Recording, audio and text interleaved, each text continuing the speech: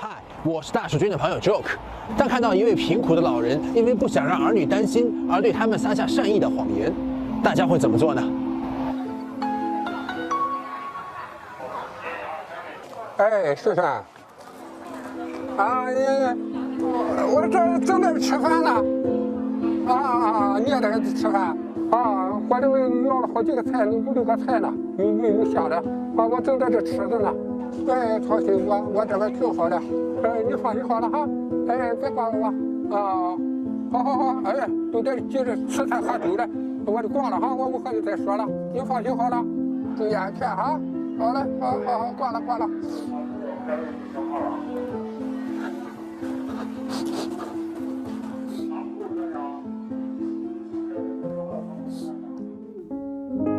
Video ini merupakan sebuah eksperimen sosial yang mencoba untuk mencari tahu apa yang akan dilakukan orang-orang ketika melihat seorang bapak tua yang kekurangan mengatakan sebuah kebohongan putih kepada anaknya karena ia tidak ingin anaknya itu khawatir.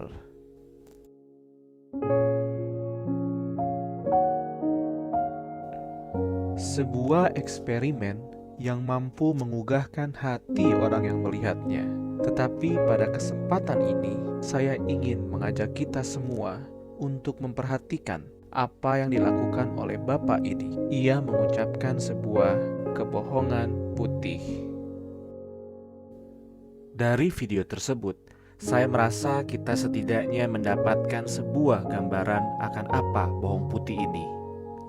Pencarian cepat pada Google akan memberikan kita deskripsi berikut. Sebuah kebohongan yang tidak berbahaya atau sepele yang dilakukan untuk menghindari menyakiti perasaan seseorang.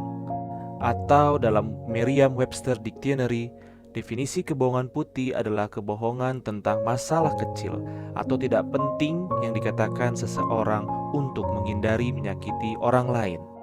Coba bandingkan dengan definisi berbohong berikut ini. Palsuan yang diucapkan atau dilakukan untuk tujuan penipuan, pelanggaran kebenaran yang disengaja, ketidakbenaran yang diucapkan dengan maksud untuk menipu. Kita dapat menarik kesimpulan dari definisi kedua kata tersebut, bahwa bohong putih ini dilakukan dengan maksud atau tujuan yang baik, berbeda dengan hanya berbohong saja yang mempunyai konotasi pasti yang negatif. White atau kata putih yang ada di depan merupakan asosiasi lama terkait dengan warna hitam dan putih, di mana warna putih diartikan sebagai kebaikan atau kemurnian. Istilah yang dikaitkan dengan bohong putih ini antara lain seperti harmless lie, little lie, sedangkan kebohongan disebut sebagai big lies atau real lies. Tidak hanya itu, tetapi para ahli sosial menganggap bahwa kebohongan putih adalah hal yang dapat diterima dan dibutuhkan dalam menjaga relasi untuk tidak menyakiti perasaan seseorang, untuk menghindari konflik, dan bahkan kebohongan putih ini lahir dari sebuah rasa kasih sayang. Pihak bernama Simply Hired mensurvei lebih dari 1.000 karyawan yang digaji penuh untuk menentukan seberapa umum kebohongan putih terjadi di tempat kerja. Dan 98% responden mengaku mengatakan ketidakbenaran di tempat kerja. Ketika kita berbohong, tubuh kita bereaksi. Inilah teori yang mendasari peralatan lie detector. Bahwa tubuh kita bereaksi secara fisik ketika kita tidak merespon dengan jujur. Tetapi uniknya, sebuah penelitian juga menemukan bahwa ketika seseorang mengatakan bohong putih, tubuh mereka tidak bereaksi secara fisik, seakan-akan bohong putih itu adalah hal yang normal dan mereka tidak mendapatkan atau merasakan kegelisahan apapun. Maka, sekarang kita dapat menyimpulkan bahwa bohong putih itu berbeda dengan bohong tanda kutip biasa. Beberapa orang menerima bohong putih sebagai hal yang penting dalam kehidupan kita. Lalu kembali kepada kita sendiri. Apakah orang Kristen dapat menerima bohong putih sebagai hal yang boleh dilakukan? Apa kata Alkitab? Standar apa yang seharusnya kita ikuti? Pemaparan barusan kelihatannya telah memberikan kelonggaran yang menganggap bahwa bohong putih boleh dilakukan, atau dalam kata lain, bohong putih bukanlah dosa. Tetapi, benarkah demikian? Alkitab dengan jelas menyebutkan bahwa berbohong merupakan dosa. Imamat 19 ayat 11 berbunyi, "Janganlah kamu mencuri, janganlah kamu berbohong, dan janganlah kamu berdusta seorang kepada sesamanya." Amsal 12 ayat 22 pun berbunyi, "Orang yang dusta bibirnya adalah kekejian bagi Tuhan, tetapi orang yang berlaku setia dikenannya." Tapi, bagaimana dengan bohong putih yang tanda kutip kecil ini? Saya pernah mengikuti sebuah seminar yang membahas mengenai topik bohong putih ini, dan dilakukan sebuah survei. Hasil menunjukkan bahwa sebagian besar orang memutuskan untuk percaya bahwa bohong putih ini bukanlah dosa. Mereka tentunya memiliki alasan-alasan dan argumen-argumen pribadi yang mendasari keputusan tersebut. Maka dari itu, video ini akan membahas 3 argumen yang saya amati di mana sering dijadikan fokus pembicaraan dalam memperdebatkan bohong putih. Yang pertama adalah bohong putih yang diterima atas gagasan bahwa tujuan akhir yang baik membenarkan kebohongan, atau kita dapat menggunakan istilah "the end justifies the means". Bagian Alkitab yang sering dikutip untuk mendukung gagasan ini adalah kisah seorang wanita bernama Rahab, tertulis dalam Yosua pasal 2 ayat 1 yang ke-7 sampai ayat yang ke-7, yang berbohong. Yosua bin Nun mengirimkan 2 orang pengintai dan berkata, "Pergilah, amat-amatilah negeri itu dan kota Yeriko." Maka kedua pengintai itu pergi, dan sampailah mereka ke sebuah rumah seorang perempuan sundal bernama Rahab. Lalu mereka tidur di sana. Kemudian diberitahukanlah kepada Raja Yeriko, demikian, "Tadi malam ada orang datang kemari dari orang Israel untuk menyelidiki negeri ini." Yosua pasal 2 ayat yang ke-3.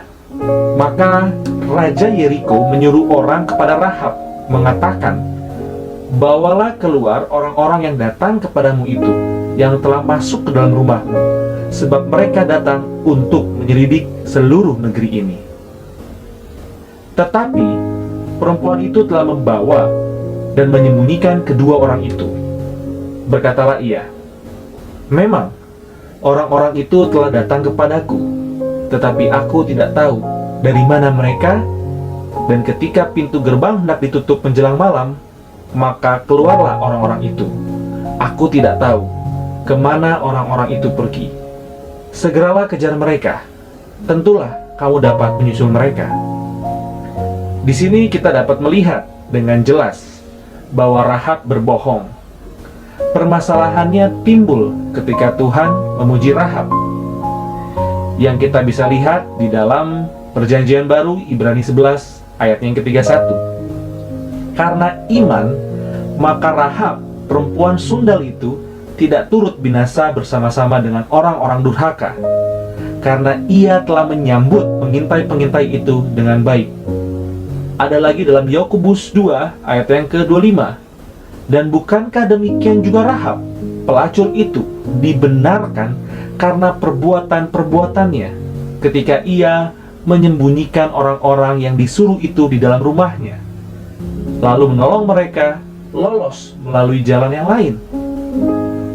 Ayat-ayat ini digunakan orang-orang untuk menegaskan gagasan bahwa dapat dibenarkan karena sebuah maksud baik.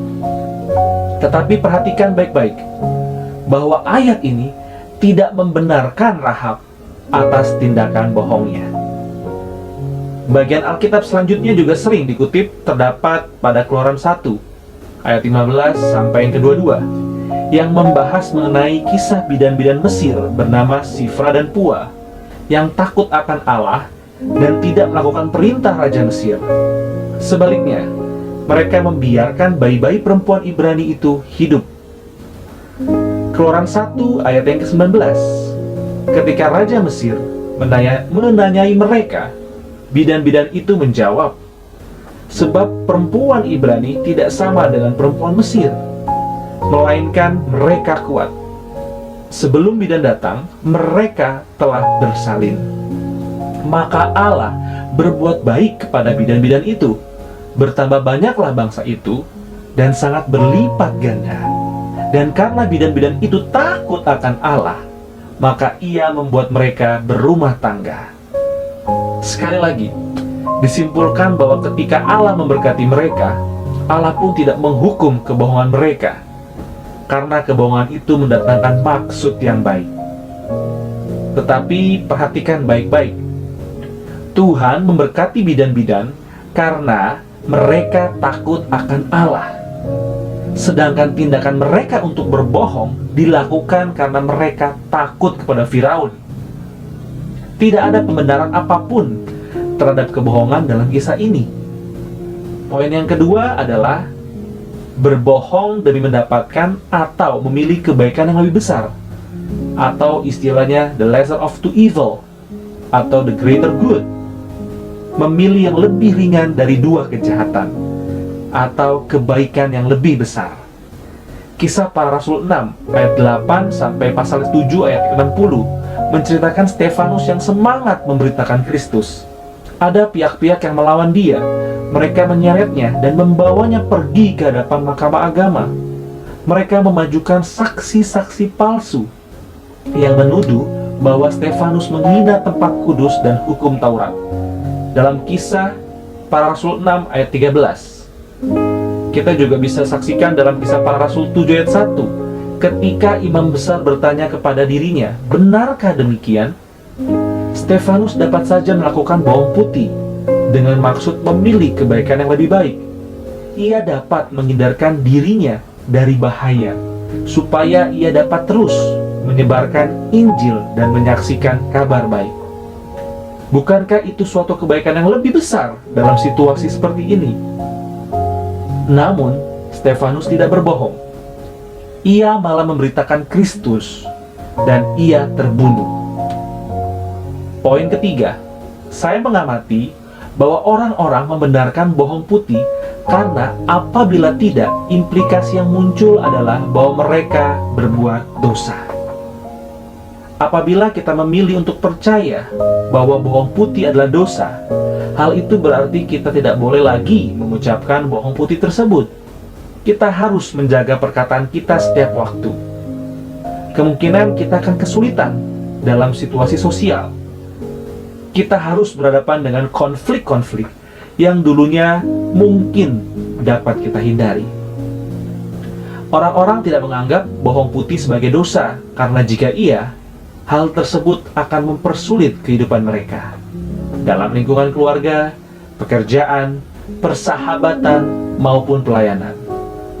Mari kita mengambil waktu untuk mengevaluasi kembali argumen-argumen yang telah kita bahas.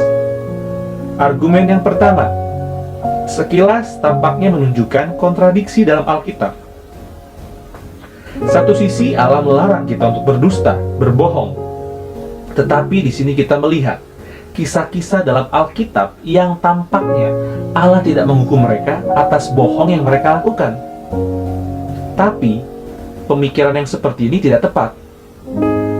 Benar atau salah tidak dilihat dari konsekuensi. Konsekuensi dosa yang kelihatannya baik atau menguntungkan tidak mengubah dosa tersebut menjadi bukan dosa. Malahan pemikiran yang demikian dapat membuat kita membenarkan dosa-dosa selain bohong putih karena tujuan akhir yang baik. Alkitab telah menyatakan bahwa Tuhan membenci pendusta. Alkitab juga menyatakan bahwa pembohong berkontradiksi dengan natur Allah, yang menyatakan bahwa Allah adalah kebenaran.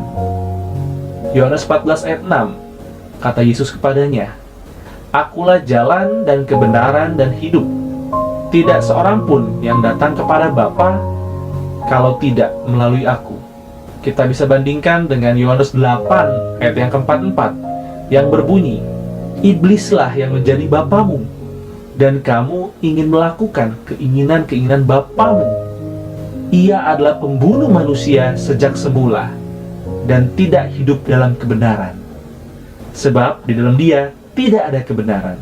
Apabila ia berkata dusta, ia berkata atas kehendaknya sendiri, sebab ia adalah pendusta dan bapa segala dusta.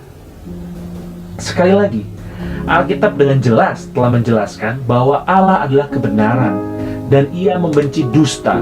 Maka dari itu kita tidak boleh menarik konklusi sembrono dengan mengatakan bahwa bohong demi kebaikan itu diperbolehkan hanya karena tidak ada pernyataan eksplisit, terkhususnya dalam kasus kisah Rahab dan bidan-bidan Mesir. Yang kedua, kita ini adalah manusia yang terbatas dan kita harus mengakui bahwa kita tidak dapat memahami rencana besar Allah secara menyeluruh. Seringkali kita membuat keputusan di tengah ketidaktahuan kita, di tengah keterbatasan kita, pengetahuan kita. Apa yang mungkin kita anggap sebagai kebaikan yang lebih besar tidak selalu dipandang demikian oleh Tuhan. Maka dari itu, kita harus bergantung penuh kepada Tuhan.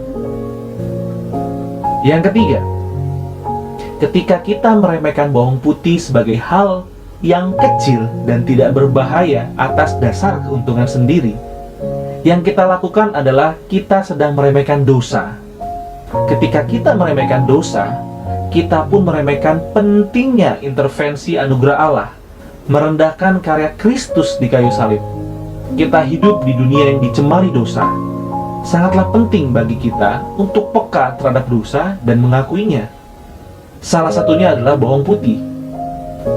Upaya-upaya untuk merendahkan, memutarbalikkan fakta bahwa bohong putih dan segala jenis bohong lain disertai embel-embelnya marak terjadi sekarang. Marilah kita dengan jujur mengakui kepada diri sendiri bahwa yang selama ini kita lakukan adalah kebohongan. Ketika kita mengakui bahwa diri kita berbohong, terlebih penting lagi bagi kita semua untuk mengaku di hadapan Tuhan bahwa kita adalah manusia berdosa yang membutuhkan Tuhan.